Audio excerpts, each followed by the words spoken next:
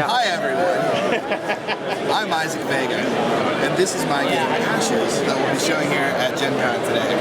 Alright, in Ashes, you're taking on the role of Phoenixborn. Now Phoenixborns are these like cool demigods in this world that have already saved the world from this horrible chimera race. And for the last 30 years they've experienced a good sense of peace.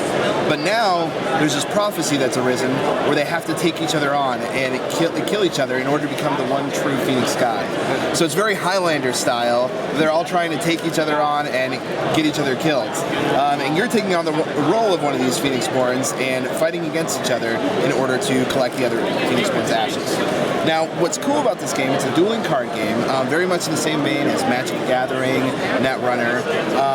And what you're going to be doing in this game that makes it different is that you have these really cool dice that you're going to be using for your resources. You'll notice that different cards throughout the game are going to have different costs right up here that are going to be like symbols on the dice.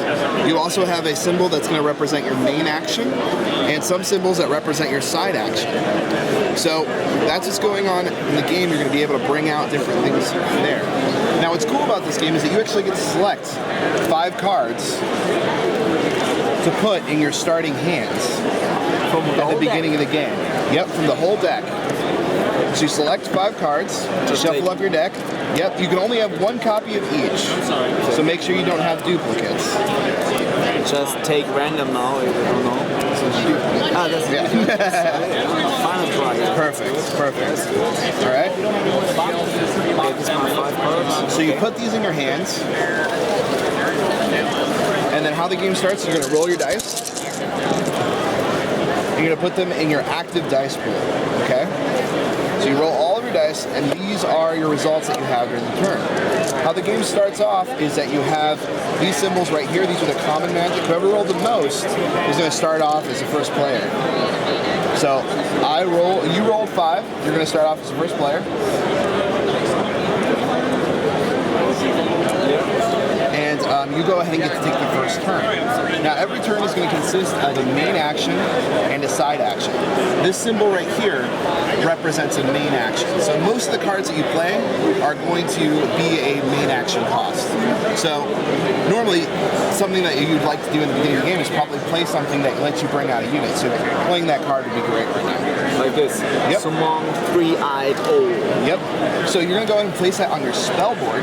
Your spell board is like a section right here that you have a specific number that you can have. So spell board, you're allowed to have 4 cards of on your spell board because that's what your character allows. I'm allowed 4 as well because that's what my character allows. So you took your main action, you're allowed a side action. Now you'll notice that you have abilities on your dice as well for their special symbols. Those cost side actions. That's a side action symbol right there.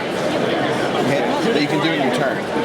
Another side action that you can do is you can discard cards from the top of your deck in order to change the sides of dice. So let's say you didn't like this result, you can go ahead and change it to the result of your choice. What kind of use cards? You can use cards from the top of your deck, you can use cards from your hand, you can discard. You can also use cards that you have out in your spell book. Okay? So, since you already took your turn, I'm going to go ahead and take my turn. Don't suggest a side action for you right now, because I'm trying to cheat. I'm going to go ahead and play down a card onto my battlefield. I'm going to bring out this archer. So he costs me a main action. He's going to cost me this symbol, so I'm going to go ahead and place this in my exhaustion pool. He's going to cost me this symbol right here too. And then he's going to cost me 2 basic magic. Now you'll notice here on your dice reference card, these symbols can also represent any of these symbols that you're required to pay. So, since I need 2 basic, I could use any of these dice to pay for it because every single side represents that triangle, okay? But I'll go ahead and use these 2 right here. So now I have a unit on the board. I have a guy that can go out and attack if I want. Now it's your turn, so it goes over to your turn.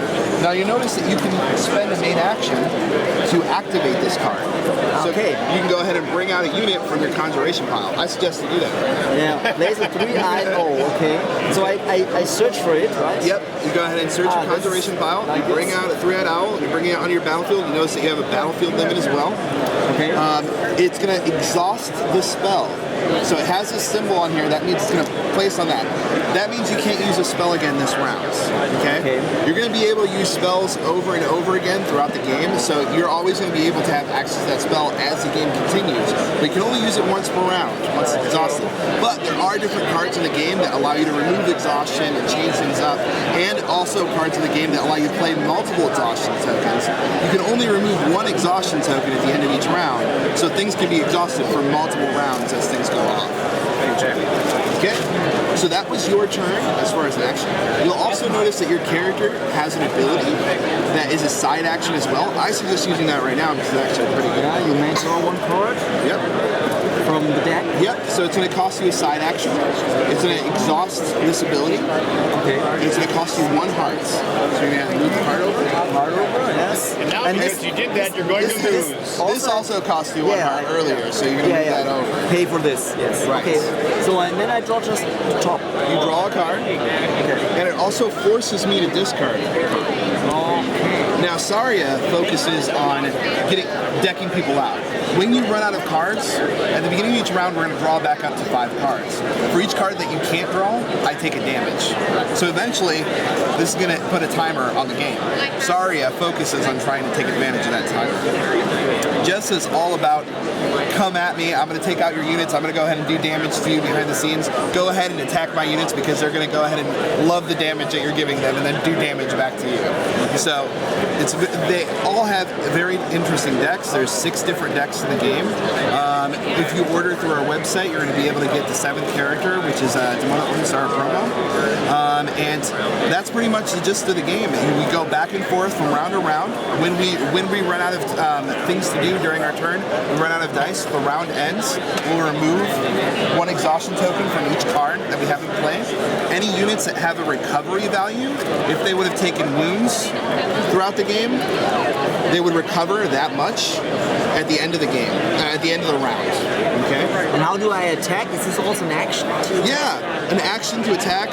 You can go ahead and take a main action to attack. You can go ahead and use your character, move them forward. Let's say I had some multiple characters in play. There's 2 ways of attacking in Ashes. So let's put some guys out there. Let's put some extra guys out here for you. Okay? So let's say I want to attack as my main action. I'm going to go ahead and move as many guys as I want forward. So I can go ahead, since both these guys aren't exhausted, I can attack with both of them. So I'll attack with both. Now I choose a target. There's 2 targets that I can choose. I can choose to attack a Phoenixborn, or I can choose to attack a unit. Okay? If I choose to attack a unit, my Phoenixborn can jump in front and defend that unit. Okay? If I choose to attack the Phoenixborn, each unit can block 1 unit. Okay? But only if they're not exhausted. So let's say these 2 guys were exhausted and I was attacking your Phoenixborn. You could only block 1 of my dudes, and this guy would still get through and do his attack damage. Okay. That just goes through, so I get... Right, yep. This is their attack that you get 2 damage there. And then there's lots of different abilities that trigger when attacking. There's things that you can do throughout the game to beef up your attacking. You'll notice that like this snake has this ability that you can go and place that on as a side action. You give him +1 and +1 to his life value. There's alteration spells that you can play on units that you can go ahead and give them +2 life, +2 recovery, so they last longer, they're able to heal more. There's lots of different little combos going on in the game. Okay. So that's how my whole kind of, I see, I have a lot of olds, and these also kind of discard 1 card of... Yeah, they have the ability to do that. So a lot of the pre-constructed decks have a nice set of synergy, but there's also lots of cool options for deck building as well. You'll notice that Saria's face is right here. This card can only be in her deck because it's special and unique to her. Okay? I have a card right here, Fear, that's only unique to her. But every other card that doesn't have that symbol can be built into any of these decks. Okay. Yeah. Okay. So it's just by chance that I get this olds, it's just, it can be completely different. No, well, yeah, it can totally be completely different. In the rulebook here, we have the suggested deck builds, so you can go ahead and build them like that. Okay.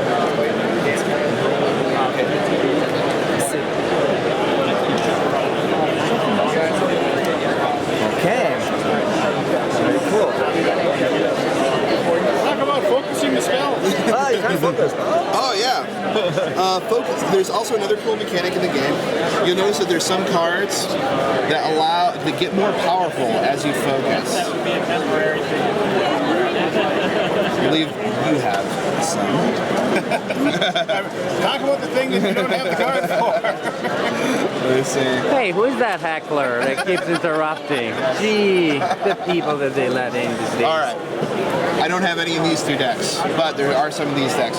What's cool is that when you place cards on your spell board, if you have another card that is the same card, like I have another Summon Blood Puppet, I place that card on top of it. It doesn't take up a spell board slot for me, but it's called now focusing the spell. Now I can go ahead and use a spell twice per round because I have two separate cards. So I can summon 2 Blood Puppets per round.